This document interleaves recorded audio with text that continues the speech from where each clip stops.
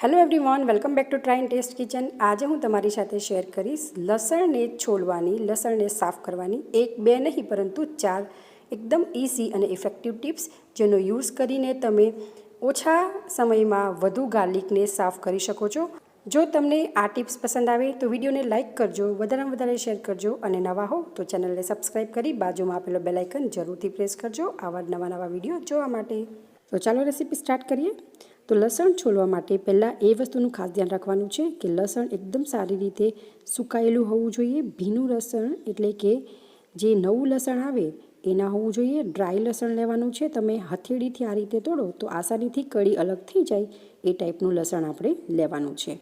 તો ચલો સ્ટાર્ટ કરીએ આપણી ટીપ નંબર 1। તો તેના માટે અહીંયા મેં એક વાસણ લીધું છે। હું તમને બતાવી દઉં કે આ ટાઈપનું ઊંડું વાસણ આપણે લેવાનું છે। જેની હેવી બોટમ હોય એ ટાઈપનું વાસણ લ્યો તો વધારે સારું। હવે ત્યારબાદ આપણે આ વાસણમાં લસણને ઉમેરવાનું છે। લસણની કળી ન ઉમેરશો તો પણ ચાલશે, આખું લસણ જ આપણે મૂકી દઈશું એની અંદર। તો વાસણ જેટલું મોટું હોય એટલી લસણ તમે એ વાસણમાં લઈ શકો છો।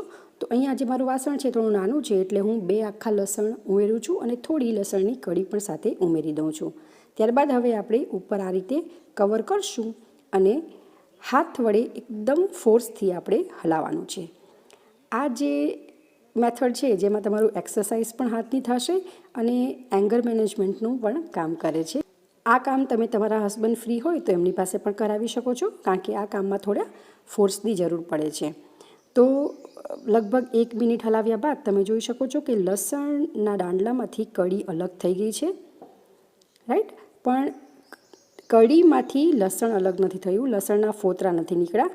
તો વધુ આપણે કવર કરીને 2 મિનિટ સુધી આ જ રીતે ફોર્સફુલી હલાવવાનું છે।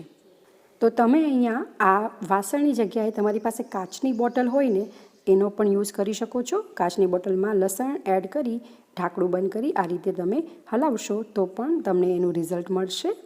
તો 2 મિનિટ એકદમ સારી રીતે હલાવ્યા બાદ, ફોર્સફુલી હલાવ્યા બાદ ફરીથી આપણે ખોલીને ચેક કરી લઈશું। તો તમે જોઈ શકો છો કે આપણે 2 મિનિટ ફોર્સફુલી હલાવ્યા બાદ લસણની સ્કીન નીકળી, લસણ એકદમ સારી રીતે છોલાઈ ગયું છે। હું તમને નજીકથી પણ બતાવી દઉં।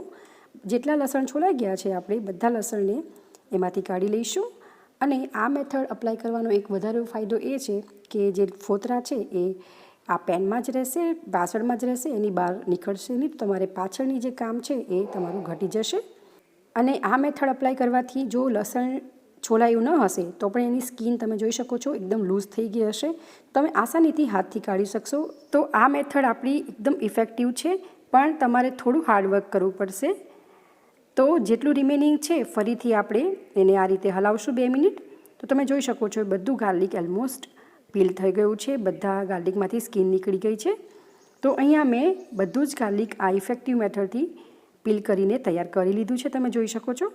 તો હવે હું તમને નેક્સ્ટ ટીપ જણાવીશ। તો ચાલો ટીપ નંબર 2 જોઈ લઈએ।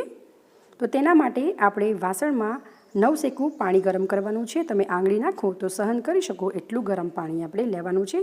ત્યારબાદ આપણે તેમાં લસણની કળીઓ ઉમેરીશું। તો આ જે આખું લસણ છે એમાંથી આપણે પહેલાં કળી અલગ કરી લેવાની છે, ત્યારબાદ આપણે કળીને ગરમ પાણીમાં ઉમેરી દઈશું। એમાં બિલકુલ પણ કોઈ બેકિંગ સોડા કે બીજું કોઈ ટાઈપનો પાવડર ઉમેરવાની બિલકુલ જરૂર નથી, એકદમ આસાનીથી તમારું ગાર્લિક પીલ થઈ જશે। તો લસણની કળી ઉમેર્યા બાદ લસણની કળીને પાણીમાં આપણે હાથ વડે આ રીતે ડુબાડી દેવાની છે અને જો એકબીજા જોડે સ્ટીક હોય તો આપણે એને અલગ કરી દઈશું। તો હવે આપણે આ લસણને 10 મિનિટ ગરમ પાણીમાં આ જ રીતે રહેવા દઈશું। 10 મિનિટ બાદ હવે આપણે હાથ વડે ગાર્લિકને આ રીતે રબ કરીશું। તો જેન્ટલી જ ખાલી રબ કરવાનું છે। તો તમે જોઈ શકો છો કે ગાર્લિકની જે સ્કીન છે એ અલગ થઈ અને ગાર્લિક આપણું એકદમ સારી રીતે નીકળી જાય છે। તો લગભગ 2 મિનિટ સુધી તમારે આ રીતે ગાર્લિકને રબ કરવું પડશે।